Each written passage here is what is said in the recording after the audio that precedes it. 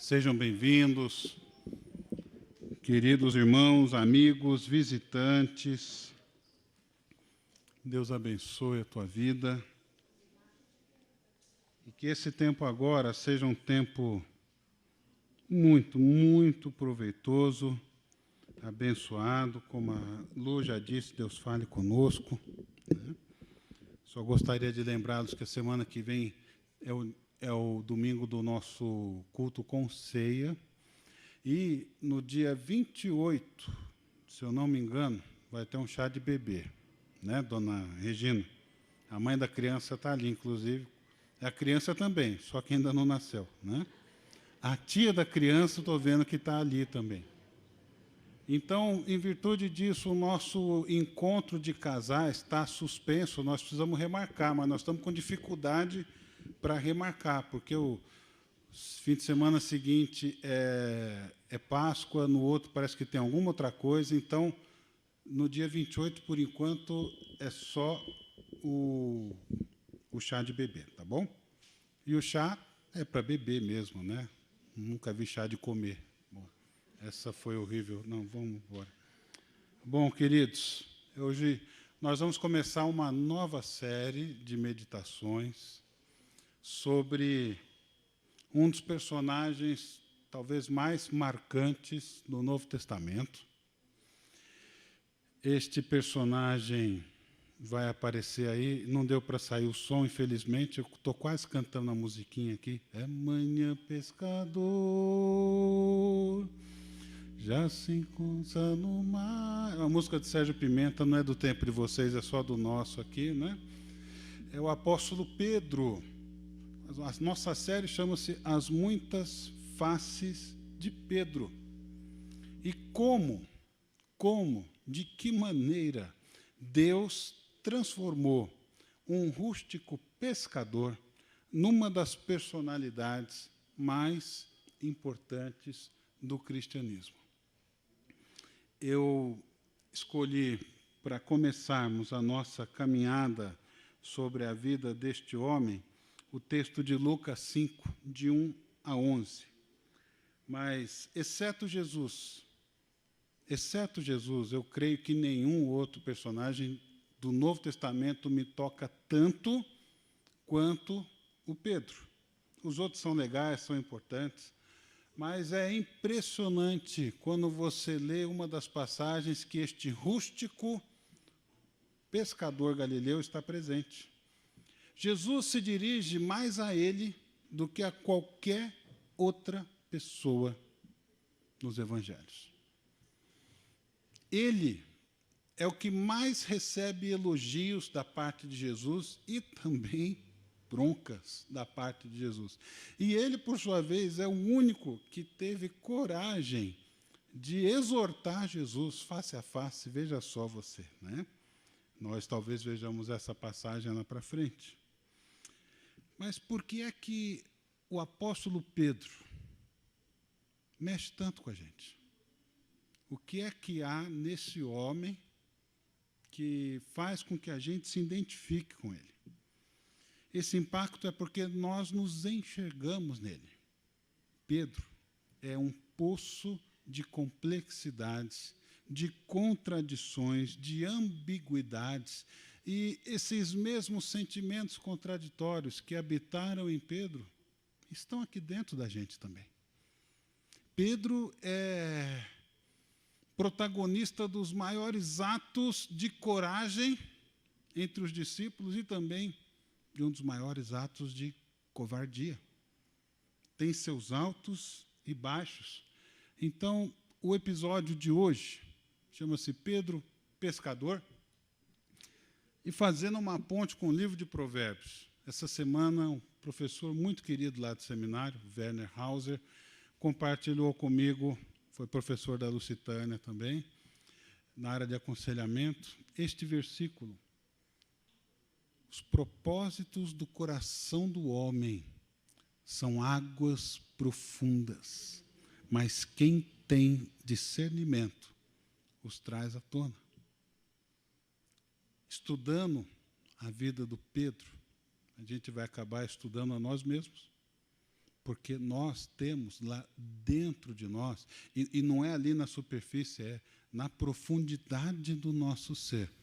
Nós temos sentimentos, nós temos pensamentos, muitas vezes contraditórios. Um dos autores fala de Pedro, você pode esperar qualquer coisa dele, exceto um comportamento previsível diante dos desafios do cotidiano. Por isso, as suas reações variavam do rompante de coragem até quando ele desfia impropérios acerca de Cristo na noite em que ele o nega. Contudo, nós podemos ver nos evangelhos e principalmente no livro de Atos que o caráter de Pedro vai sendo moldado paulatinamente, vagarosamente, trabalhado pelo Senhor Jesus. E há uma grande mudança quando nós lemos o Pedro dos Evangelhos e o Pedro do livro de Atos. Após o Pentecostes, ele se torna a personificação da fidelidade do cristianismo. E havia, no entanto, nesse homem de caráter tão controverso, um fator remidor. Ele tinha uma aguda sensibilidade ao seu próprio pecado. E isso é uma das coisas que nós vamos ver hoje na passagem. Então, eu queria que você acompanhasse a leitura aí de Lucas 5, de 1 a 11. Se você quiser ler na sua Bíblia, quiser aqui na tela, fique à vontade. Okay. Certo dia, Jesus estava perto do lago de Genezaré, que é o mar da Galileia, só Lucas o chama assim, e uma multidão o comprimia de todos os lados para ouvir a palavra de Deus. Viu à beira do lago 2 barcos deixados ali pelos pescadores que estavam lavando as suas redes. Entrou num dos barcos, o que pertencia a Simão, e pediu-lhe que o afastasse um pouco da praia. Então sentou-se e do barco ensinava o povo. Tendo acabado de falar, disse a Simão: vá para onde as águas são mais fundas, e a todos lancem as redes para a pesca. Simão respondeu: Mestre, esforçamo-nos a noite inteira e não pegamos nada. Mas porque és tu quem está dizendo isso? Vou lançar as redes. Quando fizeram, pegaram tal quantidade de peixes que as redes começaram a rasgar-se. Então fizeram sinais a seus companheiros no outro barco para que viessem ajudá-los. E eles vieram e encheram ambos os barcos, a ponto de começarem a afundar. Quando Simão Pedro viu isso, ele prostrou-se aos pés de Jesus e disse: afasta-te de mim, Senhor, porque sou um homem pecador. Pois ele e todos os seus companheiros estavam perplexos com a pesca que haviam feito, como também Tiago e João, os filhos de Zebedeu, sócios de Simão. Vamos orar mais uma vez. Pai amado, nós agora pedimos que o Senhor leve cativo o nosso pensamento, não permita que nos distraiamos com coisas sem importância. Nós queremos ouvir tua voz, receber a tua palavra e sermos transformados através dela. A começar por mim. Faz isso conosco, em nome de Jesus. Amém. Muito bem, queridos.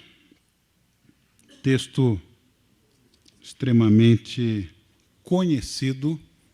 Duvido que você nunca tenha lido ou ouvido sobre a pesca milagrosa, a primeira, porque lá no fim do Evangelho de João vai ter outra, acerca de Jesus e Pedro. Se você não ouviu, vai ser a primeira vez, Deus abençoe a tua vida. Mas esse texto me visitou há 2 semanas, e há 2 semanas eu tenho trabalhado com ele. A Lu pregou a semana passada e eu tive mais tempo de poder me dedicar aqui nessas águas profundas, eu diria, sem querer fazer muitos trocadilhos, não é mesmo?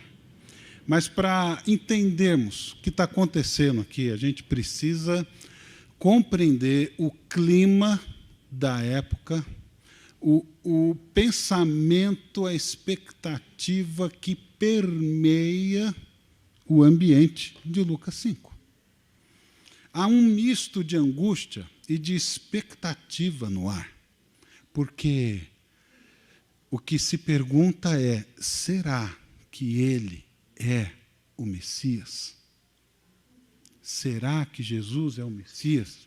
Porque Deus se silenciara há 400 anos, desde o profeta Malaquias, não fala, não se levanta profeta em Israel, e há pouco tempo veio a palavra de Deus, Lucas 3, mas ela não vem para Jerusalém, ela não vai para o templo, não vai para os 2 sumos sacerdotes citados no texto, ela vai para o deserto, ela vai para João Batista.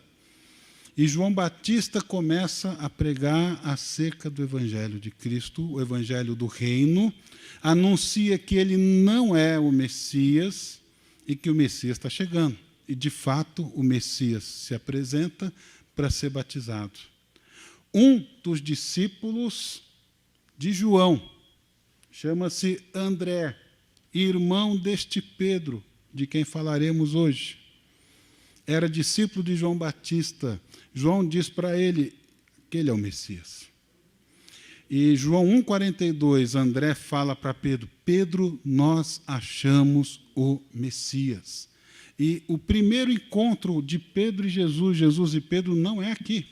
É lá em João capítulo 1, verso 42 em diante. E naquele encontro, Jesus já muda o nome de Simão para Pedro, que quer dizer pedra. Mas eles ainda não são tão próximos. Pedro não aparece mais até aqui esta parte. E o contexto diz que Jesus vai pregar na Galileia, vai pregar em Cafarnaum, que ele cura muitas pessoas, se hospeda na casa de Pedro, cura sua sogra. Não vou fazer nenhuma piada nessa passagem, fique tranquilo. Vou me conter. Cura a sua sogra. E no dia seguinte, talvez, ou certo dia, de acordo com a introdução que Lucas dá, acontece esse encontro. Esse encontro provavelmente aconteceu 8 meses depois que aquele encontro de João, capítulo 1. Muito bem, tendo dito isto, nós vemos que, quando a gente compara as passagens de Mateus e de Lucas, e de Marcos com a de Lucas, a gente encontra mais detalhes, porque Lucas costuma ser mais detalhista. Nós sabemos que aqui, por exemplo, há 2 barcos. E por falar em barco, eu não li esse versículo? Me perdoa, então, vacilei, perdão. Jesus disse a Simão: não tenha medo, de agora em diante você será pescador de homens. Então eles arrastaram seus barcos para a praia, deixaram tudo e o seguiram. Foi tanta emoção de estar com vocês que eu acabei esquecendo de passar esse slide. Perdão. Agora sim. Olha só, este barco foi encontrado em 1986. Esse barco estava enterrado a 300 metros do mar da Galileia, enterrado na lama. Ele é do tempo de Jesus e ele foi conservado por causa da lama. Então, os barcos no tempo de Jesus eram como esse. Esse barco aí, ele tem um pouquinho mais de 8 metros de comprimento. Quanto tem de fora a fora aqui, os engenheiros de plantão? 10 metros? 8? 4? Mais ou menos, pouquinho menor, então. Um pastor menor do que esses 10 metros, o pastor tem 90, então, é o tamanho desse barco, cabem 15 pessoas nele, né? 2,3 metros de largura, né? Então, o que são 2,3 metros? Então, imagina o pastor, mais a belinha em cima do pastor, é isso que dá mais ou menos deitado, né? E 1,2 metros de altura, ou de profundidade. Então, provavelmente, foi num barco assim que Pedro pescou, colheu aqueles peixes tantos, né? Agora, afirmar que esse é o barco, aí também já é um pouquinho demais, né? Os pesquisadores falam, não, esse barco deve ter visto Jesus. Ok, então vamos ver. Vamos acreditar nisso, mas os barcos na época eram desse tipo. Isso aqui está num museu lá em Israel. E num barco como esse que Jesus foi parar. Por quê? Porque o texto começa dizendo que a multidão o comprimia de todos os lados para ouvir a palavra de Deus. Olha que bênção, né? Lucas já está dando isso, a multidão está maravilhada, a multidão quer ouvir, e a multidão está tão no afã de ouvir a Jesus que o espreme, quase empurrando para dentro da água. Jesus vê 2 barcos, um deles é o de Pedro, preste atenção no detalhe, e Jesus entra no barco e pede para que Pedro se afaste um pouco da praia, para que ele possa usar o barco como púlpito. Ele se assenta pelo mesmo motivo que eu estou em pé, porque naquele tempo, para ensinar, o professor se assentava. Hoje em dia, a gente, para ensinar, fica de pé na classe, né? Ou se assenta na mesa lá. Jesus se assenta. Prega, prega, prega, prega. A gente não sabe o que ele pregou. A gente não sabe se foi o Sermão do Monte que ele falou ali em Mateus 5, 6 e 7, mas o que a gente sabe é que dentro daquele barco tem um homem extremamente cansado. Cansado, frustrado. A Bíblia diz que ele e os seus companheiros se esforçaram a noite toda e não pegaram nada, nem um peixinho, nem uma tilápiazinha para fazer um sashimizinho na hora do lanche, não tinha nada. Você imagina, então, esse cansaço, essa frustração. Aliás, uma coisa que pode piorar o cansaço é quando a frustração monta em cima dele. É o que está acontecendo com Pedro. Ele tem sobre os seus ombros todo o sentimento de frustração do mundo. Aquele filme Jesus de Nazaré, de Franco Zeffirelli, a cena é muito interessante, porque Pedro está reclamando muito da vida, dizendo, como é que eu vou pagar minhas contas? Como é que as crianças vão comer? Como é que nós vamos manter o nosso negócio? Não tem um peixe, não tem nada. Ele está ali, lavando as redes, consertando as redes, sem nenhum peixinho, e ainda por cima, com toda essa frustração, tem que ouvir o sermão de Jesus. Esta é a cena. Será que nós conseguimos imaginar o tamanho da frustração de Pedro? Será que a gente consegue imaginar o que são redes vazias para um pescador? Uma noite de fracasso. Nada para se apresentar. Não pegaram nada. Nem ele, nem André, nem seus sócios Tiago e João. Nada, nada, nada. Vez por outra, queridos, a frustração nos visita, não é mesmo? A vida é assim. Nós vamos, algumas vezes, talvez não muitas, encontrar a frustração nos nossos lares, nas nossas vidas, nas nossas profissões. É um investimento no qual você se entrega e aquele investimento não dá em nada. É um estudante que passa o ano inteiro se preparando para o vestibular e ele não passa em nenhuma universidade.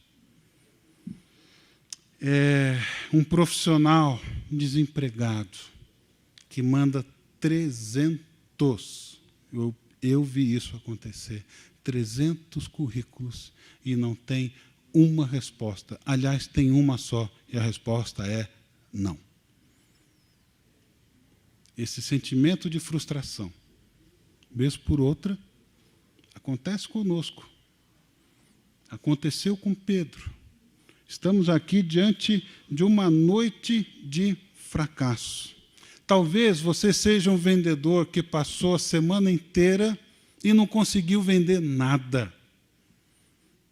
Então você está sentindo o sabor do que Pedro sentiu. Talvez você esteja aqui hoje pensando que o seu casamento não tem mais jeito. O seu casamento são redes vazias, não tem um carinho, não tem um amor, não tem uma esperança. Talvez você olhe para a sua igreja e sinta frustração, veja na igreja redes vazias, porque você tem expectativas e essas expectativas não se cumprem. Talvez você olhe para a sua família, para o seu relacionamento com seu pai ou com seus filhos e veja redes vazias, sem afeto, sem preocupação genuína, só desarmonia. Esse era o sentimento que esmagava o coração de Pedro naquele dia. E tem uma coisa que Pedro não sabia. Graças a Deus. Ele não sabia e ele pôde experimentar isso. O que Pedro não sabia é que aquela noite do fracasso era a véspera do dia da virada na sua vida. Aí no texto tem, no finalzinho dele, um de agora em diante. Uma expressão que Lucas gosta muito de usar. Ele usa isso 5 vezes no seu evangelho, mais essa e uma no livro de Atos. De agora em diante, Pedro, nova fase na sua vida. Mas Pedro ainda não sabe disso. Ele está numa noite de fracasso. O que a gente aprende com essa primeira parte aqui dessa cena é que o cenário do fracasso, queridos, é matéria-prima para os impossíveis de Deus. O cenário do fracasso é matéria-prima para os impossíveis de Deus. O fracasso de Pedro é palco para o milagre de Jesus. Pedro, pescador experiente, afirma para Jesus que eles tentaram, que eles se esforçaram, eles não foram só lá pescar. O verbo disse que houve uma dedicação, eles fizeram o melhor deles, eles se esforçaram a noite toda. Joga a rede para um lado, nada. Joga a rede para o outro lado, nada. Vamos mais para o fundo, nada, nada. E aí, no outro barco? Nada, nada. Passam-se 1 hora, passam-se 2, passam-se 3, 6 horas, o sol nasce. Talvez eles tenham tentado mais um pouco. Não pegaram nada. E vem a palavra de Jesus: Pedro, tenta de novo. Pedro, tente outra vez. Pedro, você tentou a noite toda, eu estou dizendo para você, tente outra vez. É tão bom quando Jesus fala isso. É tão bom quando a gente percebe na Bíblia que a última palavra não é nossa, a última palavra é de Jesus. Pedro, você passou a noite inteira, não pescou nada, a noite acabou, mas ainda tem um dia de trabalho, Pedro. E Jesus está falando para você, Pedro, tente outra vez. Tente outra vez. Será que essa palavra de Jesus não encontra eco nos nossos corações? Talvez alguns de nós aqui estejam desanimados, cansaram de tanto tentarem. Não tem mais jeito, largo mão, não quero mais. Aí você encontra Jesus dizendo para um cara super frustrado: tente outra vez, porque eu estou falando para você tentar. E aí há um contraste entre a sabedoria, a habilidade, o conhecimento, a expertise de Pedro, que está pescando no quintal da sua casa. E do outro lado você tem a autoridade de Jesus, e a palavra de Jesus, a santidade de Jesus. Porque quando Pedro percebe o que aconteceu, ele se sente indigno de estar ali no mesmo barco que Jesus. Você tem um contraste entre a habilidade humana e a autoridade de Deus. Muitas vezes, queridos, nós fracassamos. E nós sabemos por que nós fracassamos. A gente fracassa porque nós não nos preparamos direito para aquele teste, para aquela prova, para aquela entrevista. Nós fracassamos porque fomos autoconfiantes demais, achando que não precisávamos saber de mais nada, porque nós já sabemos tudo, tintim por tintim. Nós fracassamos muitas vezes porque não nos dedicamos o suficiente ou nos esquecemos de algum detalhe importante. Isso me lembra a história da minha avó, que tem muita história para contar, vai fazer 101, se Deus deixar, 101 anos. E há uns 50 anos, lá no século passado, ela tinha uma habilidade de cozinhar. E ela cozinhava um certo prato chamado vatapá, como ninguém. O vatapá da minha avó tapava qualquer boca, né? Com camarõezinhos assim, eu pude experimentar muitas vezes, ela passou a receita para frente, não fica a mesma coisa, porque as cunhadinhas, as norinhas, não sei o quê, não sabe fazer igual, paciência, né? Cada cozinheira, as irmãs sabem o que a gente está falando, né? Tem um certo toque. Ah, mas eu posso usar alecrim ao invés de usar orégano, né?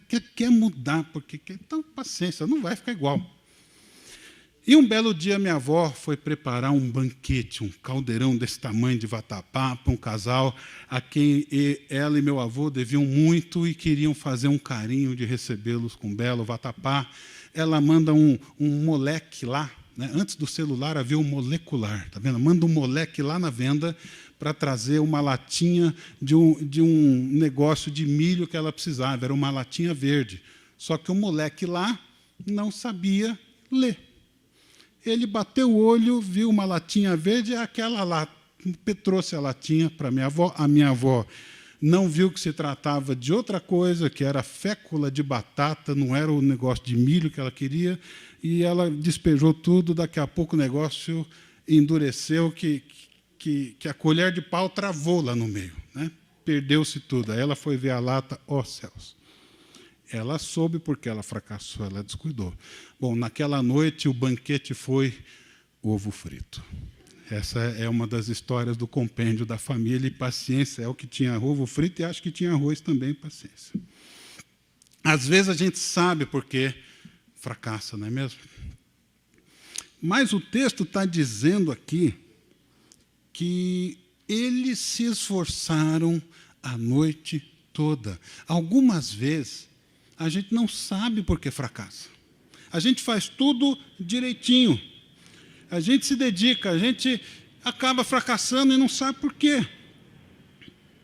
Permita-me colocar aqui alguns ses nessa história. E se Pedro tivesse dito, no convite de Jesus, lança a rede de novo? Você já imaginou se Pedro tivesse falado, não, mestre, lamento, mas o senhor não entende de peixes. Quem sabe que peixe aqui sou eu? Teria perdido a bênção.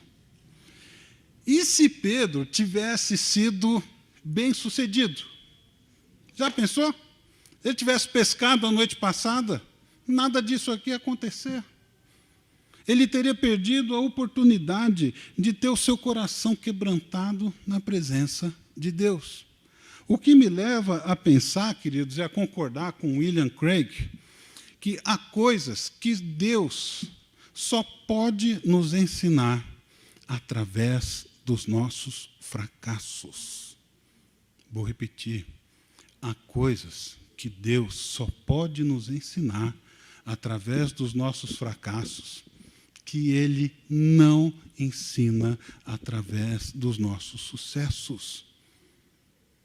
Aquela noite frustrada de Pedro foi essencial, porque o dia seguinte àquela noite foi um novo dia na vida de Pedro, literalmente. Foi de agora em diante, Pedro, vai ser diferente. Você vai ser pescador de gente. Você não vai pescar peixe, você vai pescar homens. Isso nos faz parar para pensar um pouco. Quando nós não entendemos os nossos fracassos, na Bíblia não está escrito que a gente tem que entender. Na Bíblia está escrito que a gente tem que confiar nesse Deus que ama a gente, que cuida da gente, que faz com que todas as coisas, ou age por meio de todas as coisas para o bem daqueles que o amam, mesmo que eu não entenda agora. Pode ser que eu vá entender lá na frente, né? Tem gente que fala assim, pastor, eu quando chegar lá no céu vou perguntar para Deus, que eu quero saber o que Ele vai me dizer daquela situação. Ok, você pode perguntar para Deus, fique à vontade. Eu só não sei se Ele vai responder para você, né? Pode ser que Ele responda, pode ser que não. A gente tem que confiar em Deus. Então, veja só a resposta do Pedro. Na lógica de Pedro, não fazia sentido voltar a pescar naquela hora. Porque se os peixes não apareceram de madrugada, quando a água estava fria, não é debaixo do sol quente que eles vão aparecer. Na lógica de Pedro, a ordem de Jesus é absurda. Há aqui, então, um contraste entre a lógica de Deus e a lógica do homem. E aí, isso me lembra 1 Coríntios 1, porque a loucura de Deus é mais sábia que a sabedoria humana, e a fraqueza de Deus é mais forte que a força do homem. Na lógica de Pedro, não tinha sentido voltar a pescar. Ainda assim, Pedro obedeceu. Na dúvida, querido, na dúvida, querida, obedeça a Deus. Mesmo que você não entenda, mas se Deus fala assim, obedeça a Deus. Agora, quando a pesca é surpreendentemente bem-sucedida, Pedro para tudo que está fazendo. Depois dessa resposta de Pedro em obediência, nós vamos ver, então, a reação de Pedro ao milagre. São tantos peixes que as redes quase se rasgam, aquelas redes que eles estavam consertando. Os 2 barcos quase vão a pique. Isso não era, de fato, um problema, eles não afundaram, porque senão o texto teria dito, estavam afundando, precisava ir correndo. Não, foram ajudar. E esses homens tiveram a maior pescaria das suas vidas. A maior pescaria das suas vidas. A reação de Pedro. Primeira coisa que ele faz, ele fica perplexo. Eles ficaram perplexos, não só ele, como seus amigos. Tomados de assombro. Grande admiração. Atônitos. E aí eu fiquei pensando, será que nós não estamos perdendo o nosso assombro, o nosso direito de ficar perplexo diante da santidade, da majestade de Deus? Será que Deus deixou de ser interessante para nós? Nós não nos impressionamos mais com a sua palavra, nós não nos apaixonamos mais por Cristo, não desejamos fazer a sua vontade ou fazemos assim marrudos. Nós achamos o cristianismo chato, achamos a igreja monótona, não temos a alegria nem a fé para servi-lo com alegria. Que a sua vida não seja assim, em nome de Jesus. Ele ficou de joelhos, ele fica perplexo, depois fica genuflexo, de joelhos. tal qual Isaías, no capítulo 6, quando vê a glória de Deus e fala: ai de mim, que sou um homem de lábios impuros e habito no meio de um povo de lábios impuros. A mesma reação de Pedro diante da santidade de Cristo. Paulo teve a mesma reação, caiu lá em Atos 9, prostrado ao chão, quando ele vê Jesus e mais ninguém vê. O apóstolo João, Apocalipse capítulo 1, cai no chão como morto diante do Cristo ressurreto, glorioso, glorificado. Muitas vezes eu acho que as nossas vidas caem na rotina. A gente acha que é mais um domingo na igreja, só que Jesus está aqui. Embora nós não o vejamos. Jesus está aqui. Embora você não o sinta, embora você não esteja sentindo arrepios nesse momento, Ele está aqui porque Ele prometeu que estaria aqui, onde houvessem 2 ou 3 reunidos no nome dEle. E a gente perde essa dimensão, a gente vive a vida como se Deus estivesse lá no escanteio, no esquecimento, num departamento pequenininho. Pedro nos lembra de ficarmos assombrados diante da santidade de Deus. Ainda caímos de joelhos diante do Senhor, confessando os nossos pecados. Dê a si mesmo, querido, o direito de se espantar diante da majestade de Deus. Salmo 34, 15 diz que os olhos do Senhor voltam-se para os justos e os seus ouvidos estão atentos ao seu grito de socorro. Então Pedro confessa que é um pecador.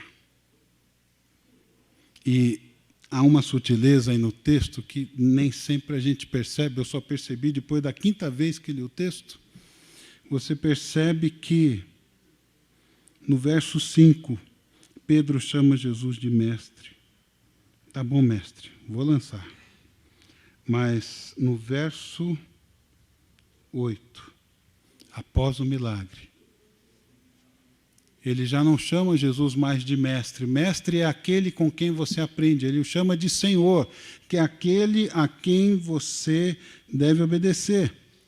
Afasta-te de mim, Senhor, porque eu sou um homem pecador.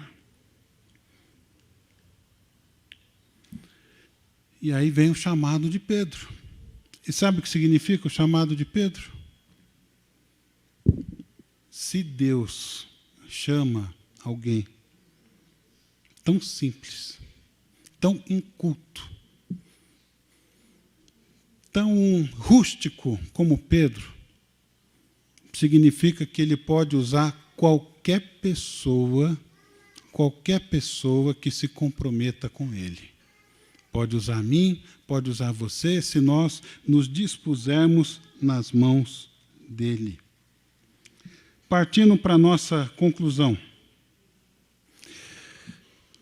Chamado de Pedro, uma coisa que ele não percebe é que, ao admitir a sua inadequação, afasta-te de mim, Senhor, e após ele admitir que é um pecador, essas atitudes de humildade são o melhor pré-requisito para o serviço.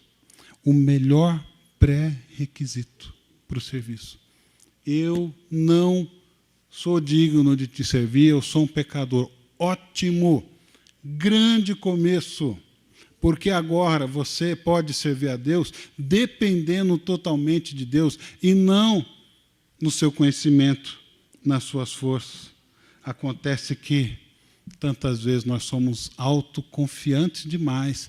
Os nossos métodos nos dão confiança de que a gente sabe mexer, não precisa de ajuda, e a gente não abre espaço para o agir de Deus nas nossas vidas. Para terminar, esse texto não apenas descreve o chamado para os discípulos, mas também fala das características que os discípulos têm que ter no coração. Essa característica de humildade.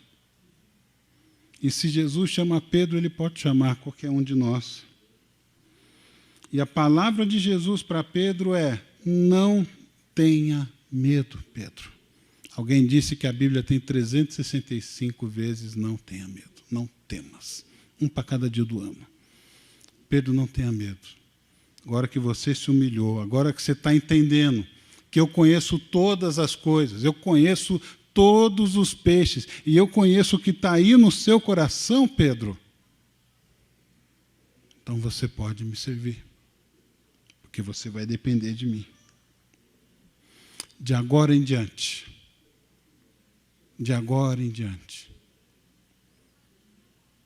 como nós não precisamos desse de agora em diante do Senhor. Um dia novo, uma etapa nova, um dia chave nas nossas vidas. Aqui para Pedro aconteceu. E aconteceu depois de uma noite de fracasso.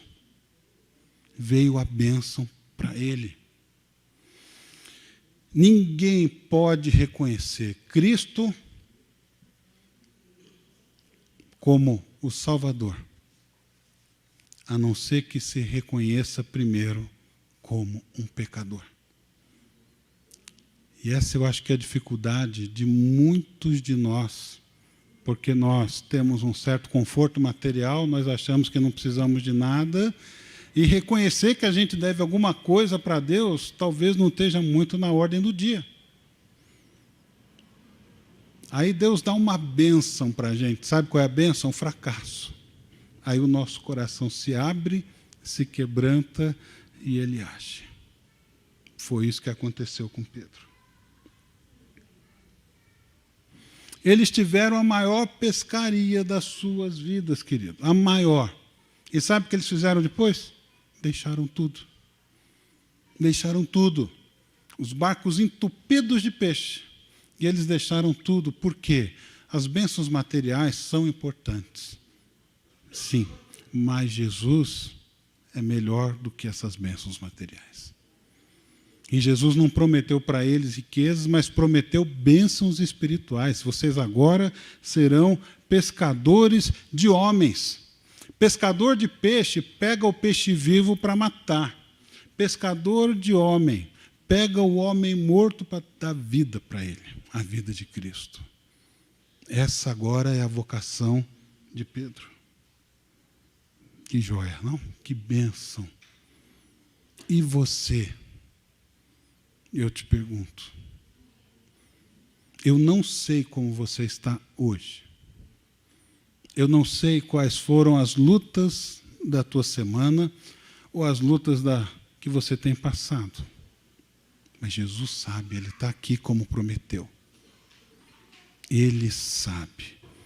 E porque Ele sabe, eu queria orar com você agora, nesse momento.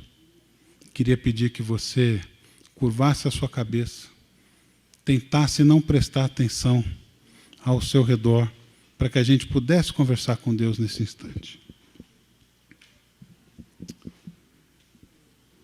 Estamos diante da pessoa de Cristo. O Apocalipse fala que Ele passeia entre as igrejas, entre a igreja que é dele. E Ele está aqui porque Ele prometeu. Talvez você esteja cansado e frustrado nessa manhã. Talvez você olhe para Pedro e diga: eu sei o que é isso, Pedro. É assim que eu estou me sentindo, frustrado, cansado, sobrecarregado.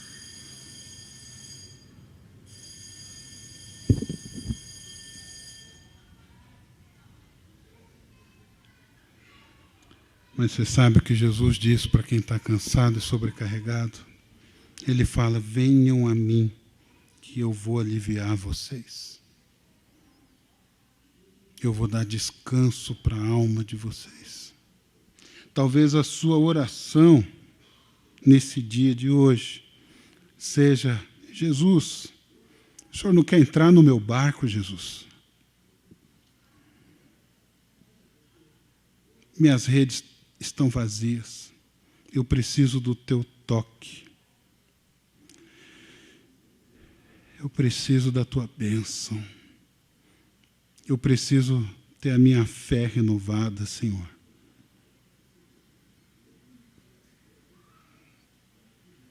Entra no meu barco, Senhor. Ó, Pai, eu creio que há pessoas hoje aqui fazendo essa oração, para que o Senhor se manifeste de maneira graciosa na vida deles,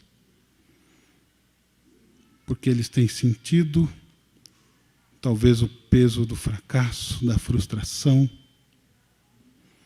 As suas redes estão vazias, Senhor, e esse é o campo fértil onde o Senhor pode pôr a tua mão e mostrar o teu poder a cada um de nós.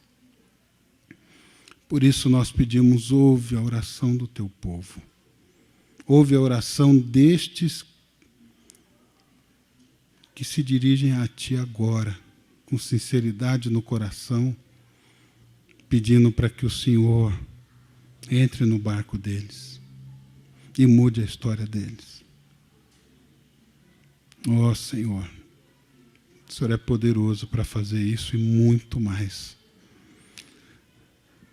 Ouve o clamor do teu povo e toca no Senhor com a tua graça.